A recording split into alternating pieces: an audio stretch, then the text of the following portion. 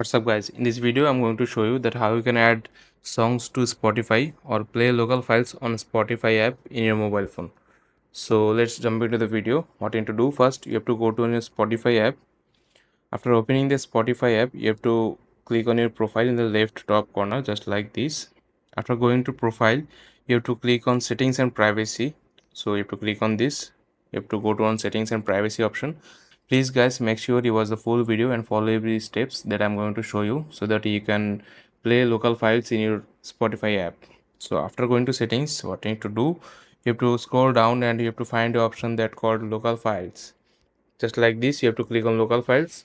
If this option turned off, you need to make sure that this option turned on.